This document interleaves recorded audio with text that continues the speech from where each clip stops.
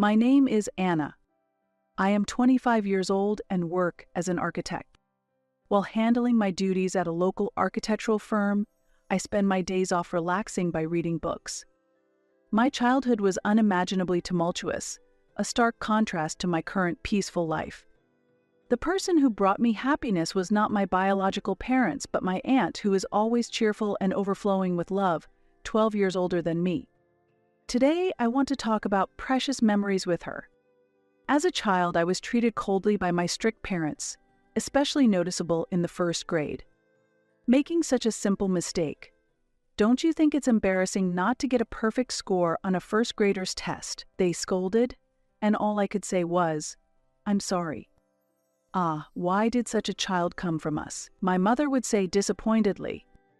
Their sighs were painfully heart-wrenching.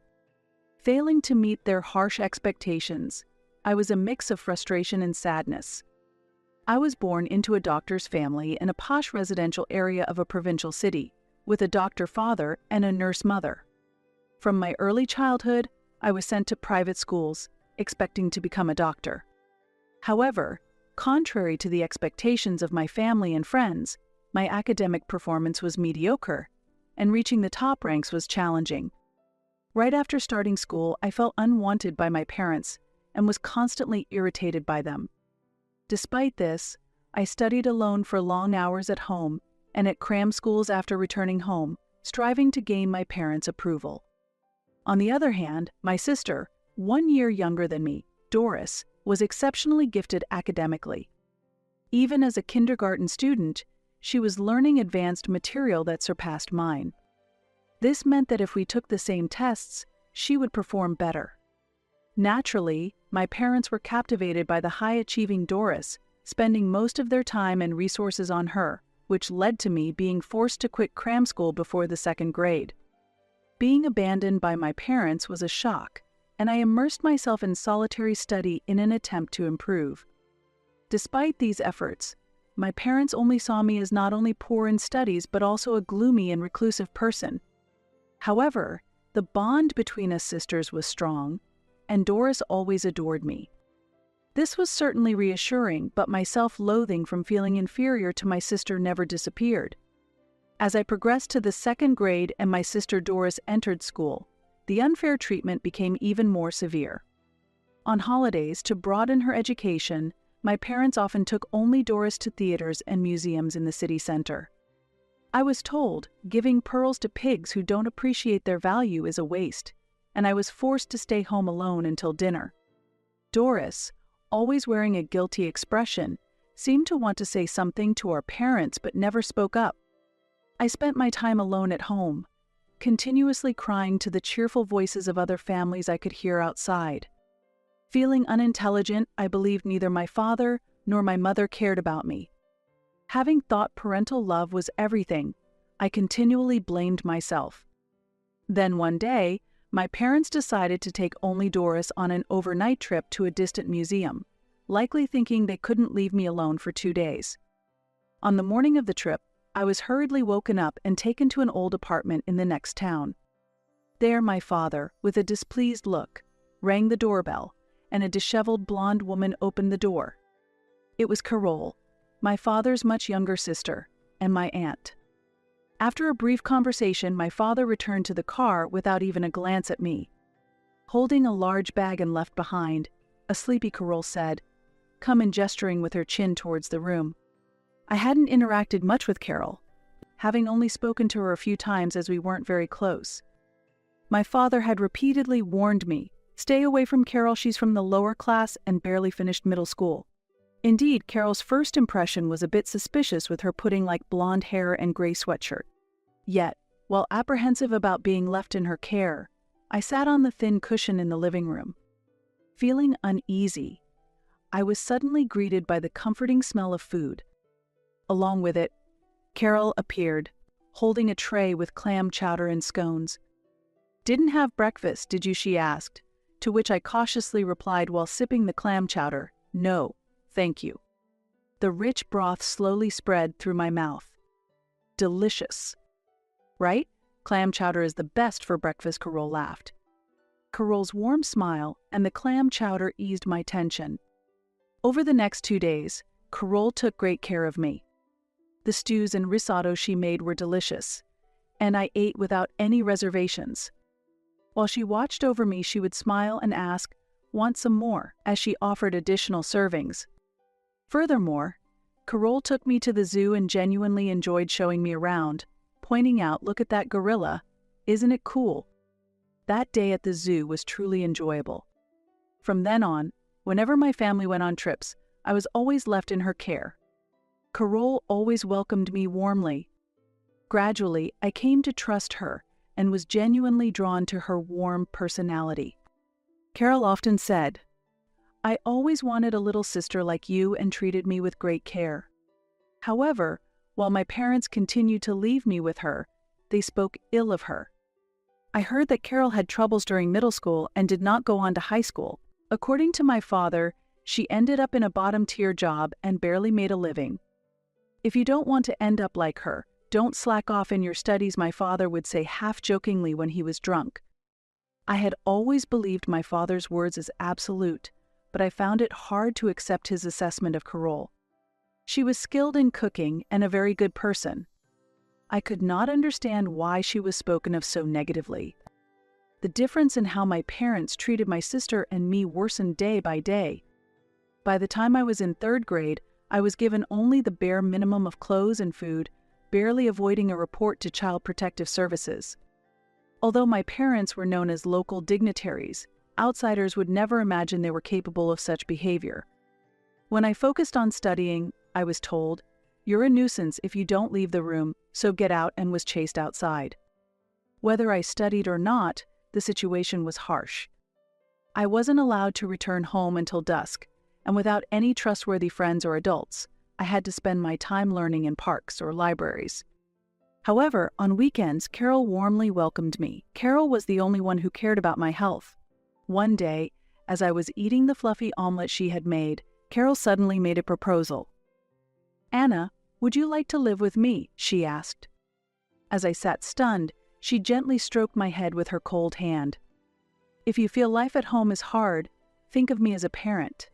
We'll eat together every day, sleep side by side, and even go to the zoo sometimes," she said. Could such a dreamlike proposal be real? Just hearing it felt surreal. "But you might not want a dumb parent like me," she laughed self-deprecatingly. I blurted out, "That's not true." Her proposal was incredibly appealing. However, I questioned whether I could truly wish for such a thing. Carol was still unmarried, and I worried that living with me might burden her. Additionally, I considered whether my parents would see it as a betrayal. "Carol, is it really possible for me to live with you?" I asked quietly. Carol gave a thumbs up and replied with a smile. "It's okay. Okay." It was an irreplaceable moment. I strongly desired to become like family with Carol, and made up my mind. Later, Carol discussed this with my parents, but their opposition to me living at her house was surprisingly strong. It seemed to stem not from affection but rather from a concern for social appearances. They disliked the idea of having to explain to the community why one family member was missing.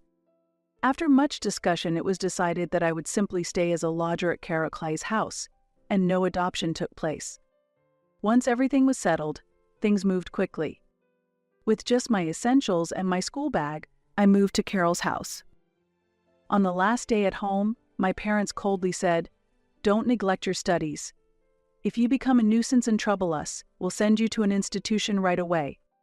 Only my sister seemed genuinely sad about my departure. But even my young sister could sense that I was being neglected by our family. As she tearfully said goodbye, she told me, "Big sister, I love you." Though I still harbored feelings for my family, my sister's tears pained me. When I appeared before Carol with mixed emotions, she greeted me with a beaming smile, exclaiming, "Yay, I'm so happy you've come to stay with me." At that moment, I vowed to become a family with Carol that neither of us would be ashamed of. Starting a new life with Carol was not without its challenges. Support from my parents was minimal, and I had to transfer from a private to a public school. Despite this, every day was filled with joy. When I struggled with homework, Carol would sit with me and look through the textbooks, trying her best to find the answers together.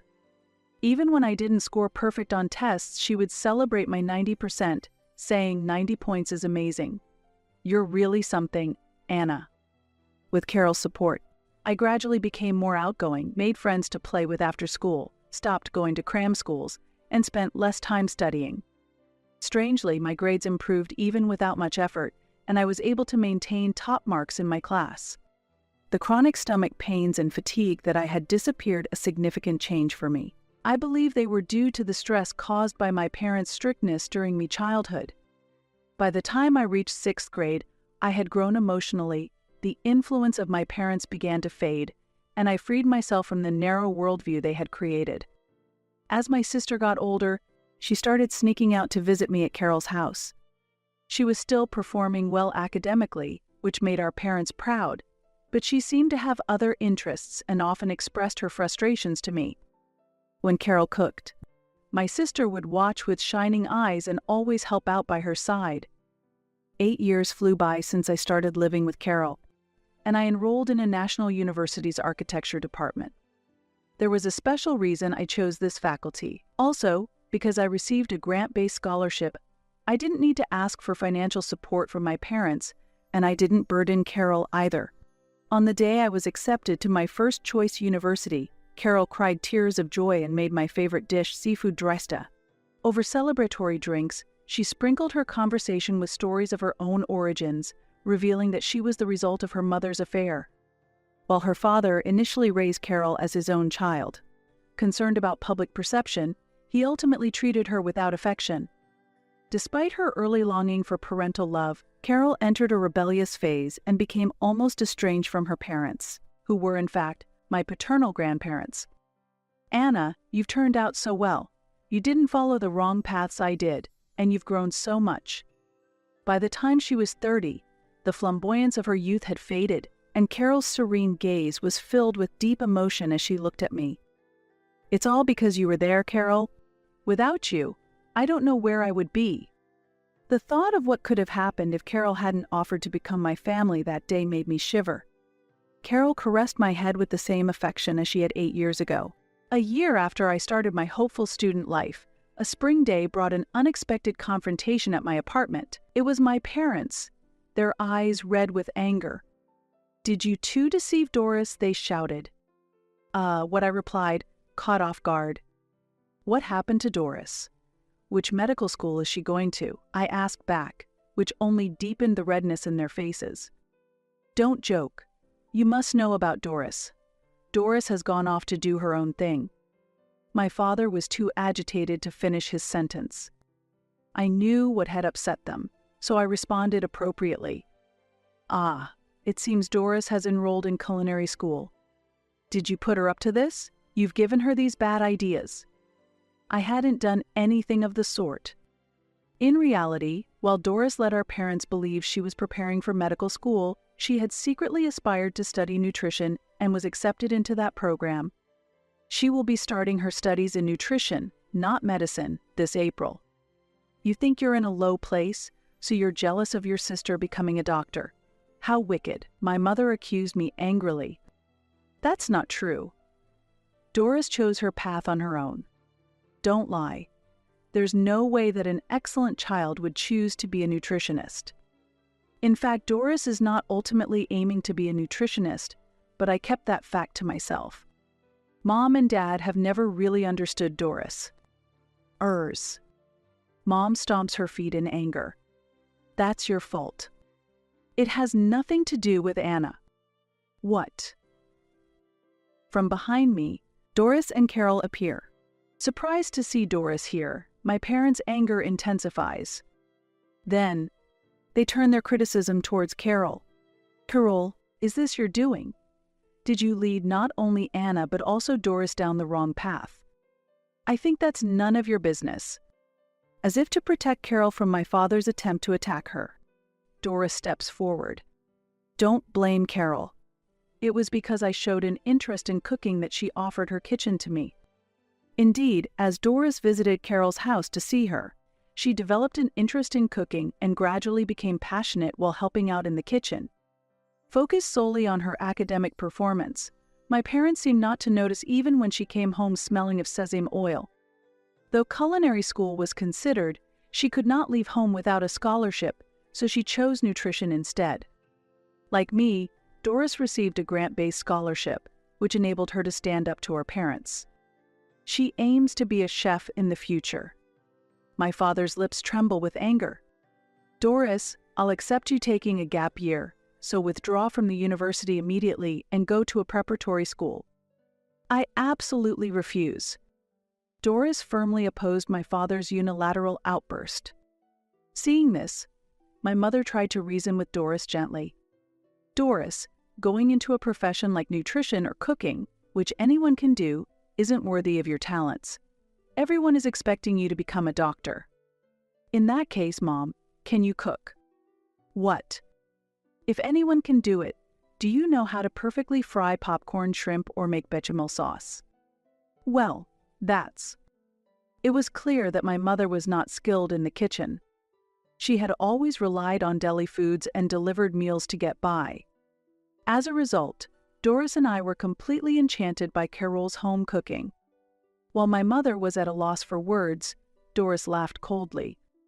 It's really ironic to live relying on the help of others to cook for you, and then look down on chefs.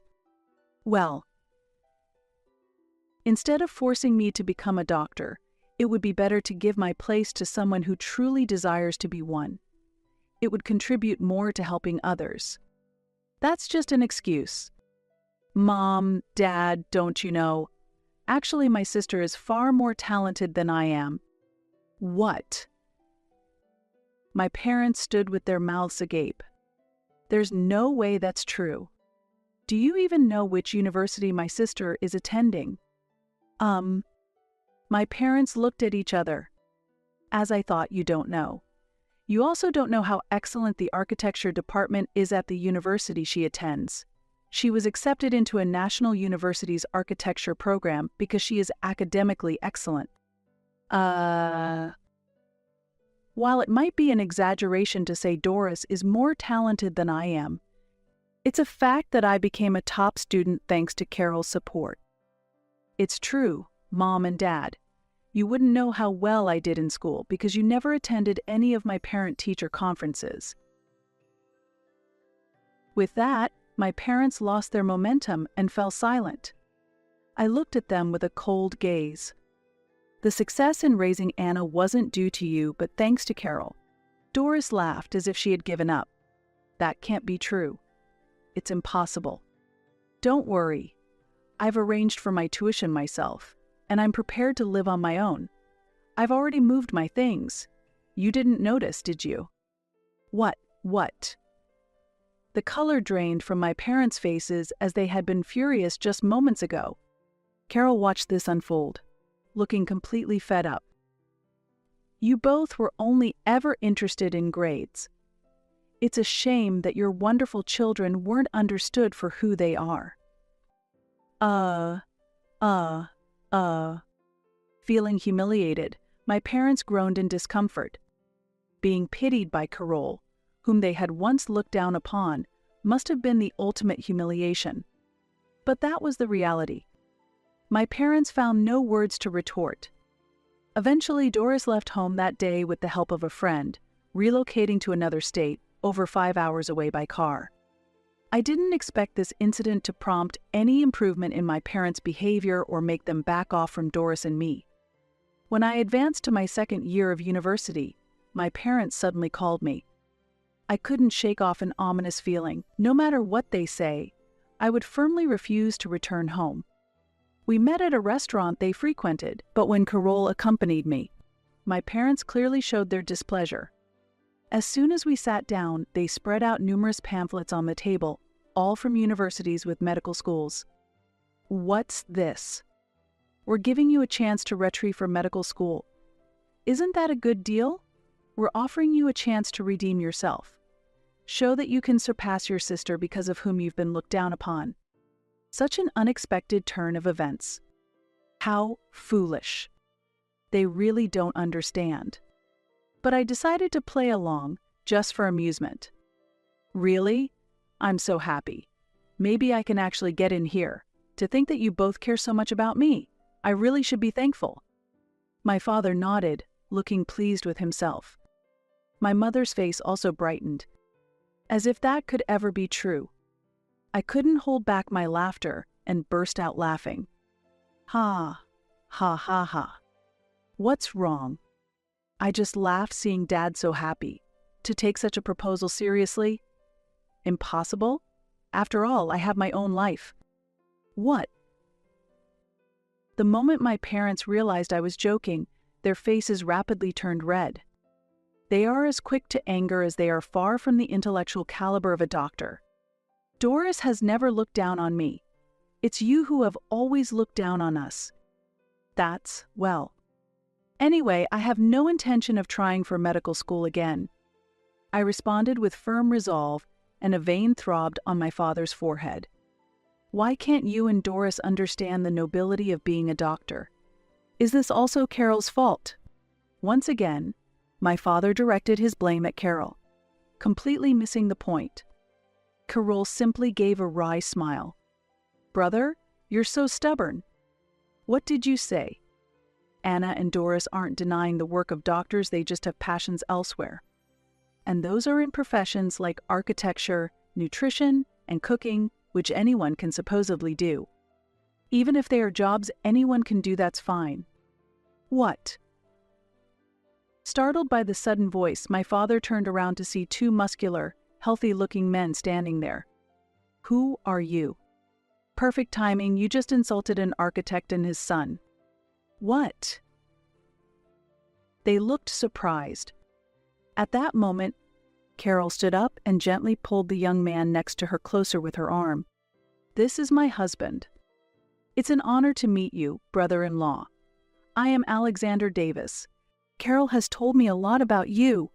Yes." Carol's husband smiled, showing his white teeth.